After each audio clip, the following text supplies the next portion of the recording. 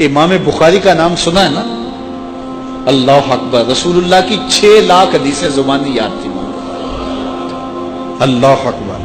اور آج امام بخاری کی کتاب صحیح بخاری، اصح الکتب بعد کتاب اللہ، کتاب اللہ کے بعد سب سے صحیح کتاب بخاری شریف، آج دنیا اسے چومتی ہے، ختم بخاری ہوتا ہے، یہ امام بخاری کی جمع کرتا ہے۔ امام بخاری سفر پہ جا رہے تھے اور امیر آدمی تھے، 6 لاکھ اشرفیاں اس زمانے میں آپ کے پاس، یہ چھوٹا سرمایہ نہیں، کشتی کا سفر تھا۔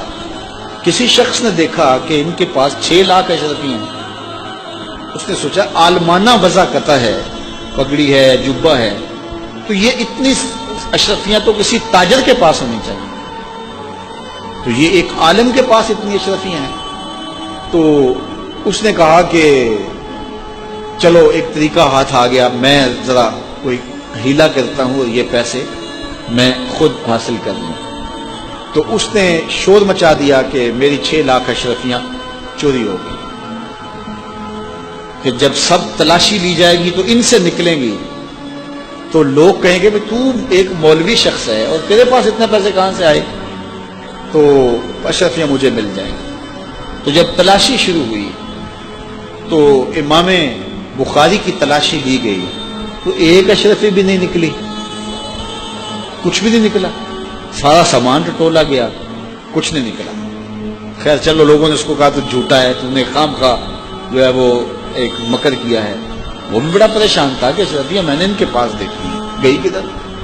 خیر جب جہاز چلنے لگا تو آہستہ آہستہ امام صاحب کے قریب ہو گیا، امام بخاری سے پوچھنے لگا حضرت اشرفیاں تو تھیں آپ کے پاس، تو کدھر گئی؟ فرمایا جب تم نے الزام لگایا نا، اور مجھے پتا ہے کہ تم نے الزام کیوں لگایا، میری وجہ دیکھ کے تم نے میرے سے ہتھیانا چاہا تھا، تو میں نے چپکے سے وہ اشرفیاں سمندر میں پھینک دی تھی۔ تو کہا حضرت اتنی زیادہ اشرفیاں اور سمندر میں پھینک دیں؟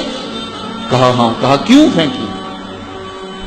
تو حضرت امام بخاری فرمانے لگے کہ اگرچہ وہ اشرفیاں میری تھیں، میری ملک تھی، اور تو نے اگرچہ یہ شور کیا تھا لیکن ایسے مجھ سے لے بھی نہیں سکتا تھا، لیکن ہو سکتا تھا کہ کوئی ایسا فیصلہ ہو جاتا اور اشرفیاں مجھے تجھے دینا پڑتی، یا کوئی آدھی آدھی کر لیتے یا کچھ ہوتا، تو اب میری وضع عالمانہ ہے اور میرے اوپر لگ جاتا الزام چوری کا، اگرچہ میں چور نہیں ہوں لیکن لگتا تو الزام، قیامت تک لوگ میری حدیثیں قبول نہ کرتے کہ اس پہ تو چوری کا الزام ہے۔ تو کہا میں نے اپنے کام کو محفوظ کرنے کے لیے اشرفیاں قربان کر دی، اتنی اشرفیاں صرف اپنے کردار کو بچانے کے لیے، اور ہم ٹگے کے لیے، چائے کی پیالی کے لیے دین بیچ دیتے ہیں، اور پھر کہتے ہیں آج علماء کی قدر کیوں نہیں ہے؟ میاں قدر ہم نے خود بیچی ہے، ایک ہی چیز ہے، یا پیسے لے لیں گے یا قدر لے لیں گے۔